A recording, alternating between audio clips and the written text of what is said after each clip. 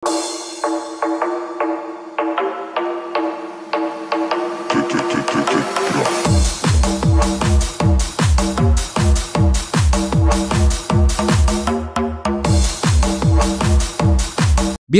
official membuat all-time high baru. Lalu Grayscale dan Coinbase bertemu dengan SEC membahas spot Ethereum ETF. Dan 2 hari lalu Jerome Powell berkata, rate cuts akan dimulai tahun ini. Sepertinya berita di market lagi bullish. Tapi ada satu hal yang fatal banget yang biasa dilakukan retail trader maupun investor, yang kebanyakan membuat mereka rugi di market. Kita akan bahas hal itu di video kali ini ya. Sebelum masuk ke pembahasannya, pastikan kalian udah klik tombol like dan subscribe-nya. Itu cepet dan gratis kok, cuma 2 detik. Nggak ada ruginya bagi kalian. Supaya kalian nggak ketinggalan infonya, dan saya doakan semoga trading maupun investingnya berjalan lancar. Komen juga videonya ya. Setiap bulannya itu kita selalu ngebagiin undian free membership cuan kripto untuk 2 orang pemenang. Diundinya itu menggunakan YouTube Random Comment Picker. Untuk pemenang bulan ini udah diundi ya di video sebelumnya. Jadi pastikan kalian komen juga karena diambilnya itu random dari video yang ada di channel ini. Di grup itu kita ngebahas banyak koin, sekaligus saya sharing kapan saya masuk marketnya. Untuk update di grup 5 hari lalu ini saya ngejelasin ada potensial koin yang saya mau akumulasi.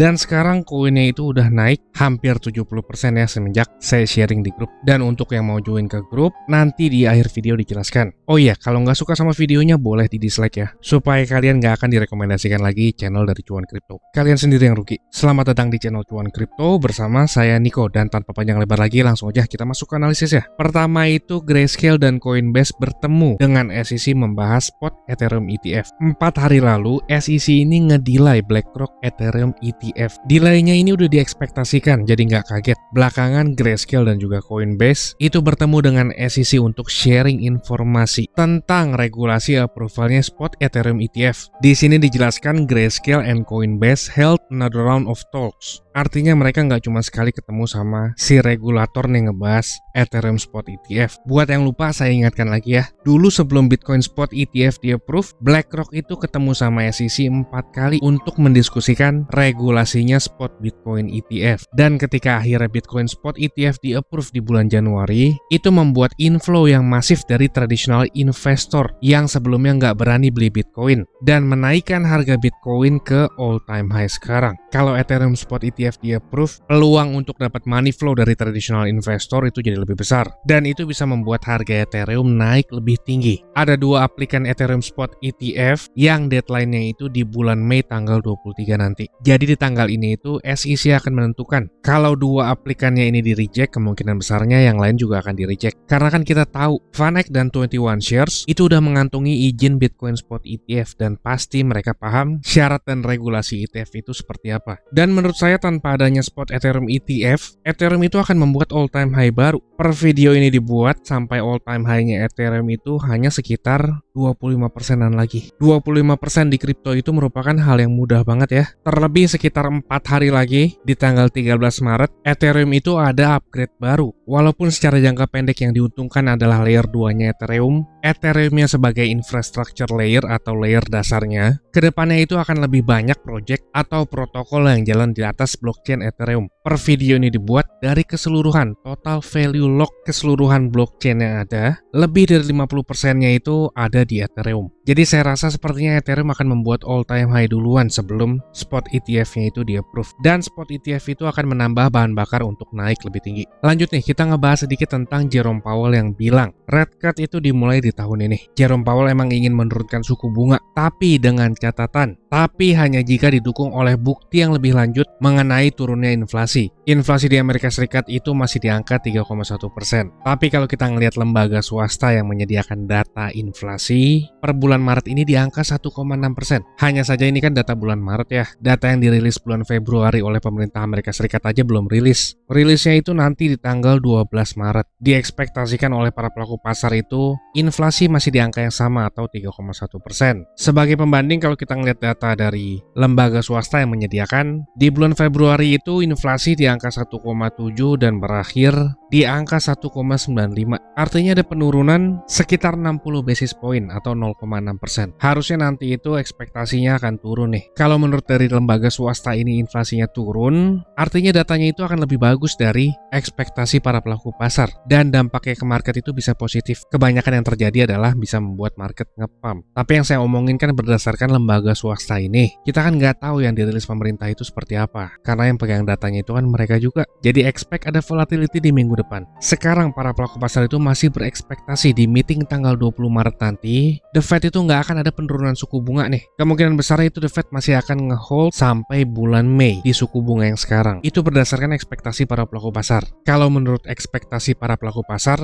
ada penurunan suku bunga itu kemungkinannya di meeting bulan Juni. Persentase ekspektasi ini bisa berubah ya tergantung data yang masuk. Dan tergantung juga, tanda kutip, Jerome Powell menggiring opininya itu seperti apa. Karena yang biasa dilakukan The Fed itu adalah mengikuti ekspektasi pasar, itu juga tertuang nih di kata-katanya The Fed yang ini. We are just to keep our heads down and do our jobs and try to deliver what the public is expecting from us. Yang tersirat dalam tersurat di sini adalah deliver what the public is expecting from us. Dengan kata lain, ekspektasi para pelaku pasar yang di sini itu mempengaruhi keputusannya The Fed. Saya mau kasih bukti lebih lanjut, tapi sayangnya nggak bisa ya, karena video ini itu selalu di take down. Ini Jerome Powell sendiri yang ngomong. Cuma saya share secara private itu untuk teman-teman di grup member Cuan Kripto. Untuk lebih tepatnya kapan The Fed itu akan menurunkan suku bunga, itu udah pernah saya ngejelasin di video yang ini nih. Thumbnailnya Jerome Powell yang ini ya, itu saya ngejelasin di sana. Dan supaya nggak kepanjangan videonya, saya mau ngebahas hal yang fatal banget yang biasa dilakukan retail di keadaan market sekarang. Dan kebiasaan mereka adalah mengajar sesuatu yang berkilauan atau masuk market ketika sudah all time high seperti ini. Di video lalu ini saya ngejelasin, retail itu masih lengah,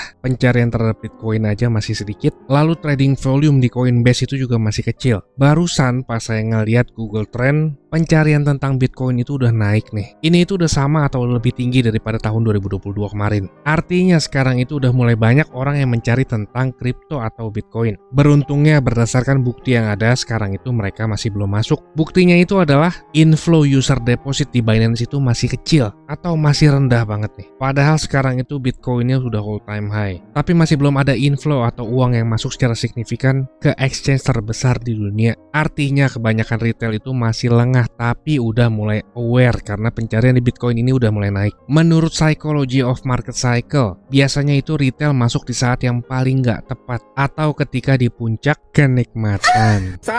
Maksudnya puncak market ya. Kalau dilihat dari data yang ada sekarang, kayaknya retail masih takut-takut untuk masuk ya. Biasa yang terjadi sih karena dari faktor psikologi. Karena masih trauma dari bear market yang sebelumnya. Kalau mau dibahas lebih tanda retail itu udah masuk market, komen dulu dong videonya di bawah. Supaya di next video dibahas. Dengan berkomentar juga kalian berhak untuk masuk ke undian free membership Cuan Kripto. Seenggaknya yang komen itu lebih dari 50 lah ya. Buat ngelihat antusiasmenya. Kalau kurang dari 50 ya udah. Kita ngebahas hal lain aja. Untuk sekarang ini market masih bullish, potensi untuk naik lagi itu masih cukup besar. Hanya saja walaupun kita bullish di market, kita juga harus be smart ya, supaya nggak jadi korban FOMO dan nyangkut lagi. Kabar bagusnya walaupun sekarang tanda kutip Bitcoin agak ketinggian, alternatif koin itu masih murah, atau masih bisa dibilang beberapa di antaranya itu masih fair value. Bitcoin dominance juga ini masih belum menunjukkan tanda-tanda akan terjadi alt season. Begitupun dengan alt season index ini juga masih belum menunjukkan alt season. Untuk alternatif koin yang saya akumulasi itu saya share hanya di grup ya. 5 hari belakangan altcoin yang baru launching ini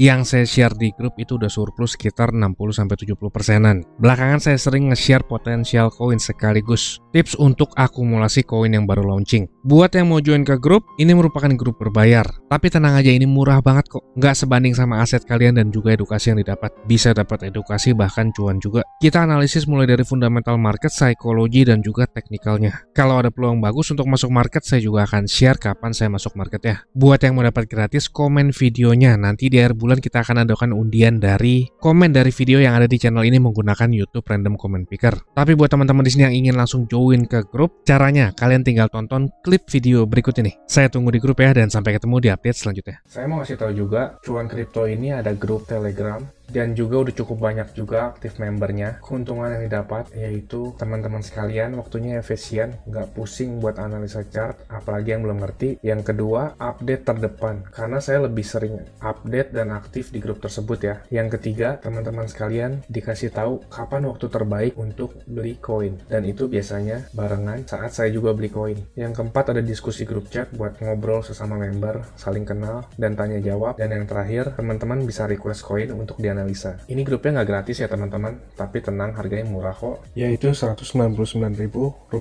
Tapi tunggu dulu, karena diskon buat teman-teman sekalian jadi Rp99.000 doang. Atau kalau dihitung, itu sama aja kayak Rp3.300 per hari. Ini biaya per bulan ya teman-teman. Rp3.300 tuh murah banget ya. Harganya sama kayak parkir di pinggir jalan. Tapi kalian bisa dapat manfaat yang cukup banyak dari grup ini. Ini harga promo ya teman-teman, cuma buat 100 pendaftar pertama. So jangan sampai ketinggalan ya, karena tinggal sedikit banget slotnya. Teman-teman bisa ngeliat sendiri ada 92 member aktif, dan saya kebanyakan lebih aktif di grup ini. Dan juga setiap ada peluang, saya selalu kasih tahu ke grup ini kapan untuk entry-nya. Bisa lihat di sini ada 3 video yang di unlisted dari YouTube, karena ini khusus untuk member dari grup tersebut. Kalau kalian berminat, saya akan kasih link Telegram di kolom deskripsi. Kalian tinggal chat, saya berminat gabung. Ditunggu di grup ya. Capek kan beli pas lagi tinggi, jual pas lagi rendah? Ayo, buruan gabung grup ya. Saya pamit dulu, salam. Cuan kripto, cuan terus.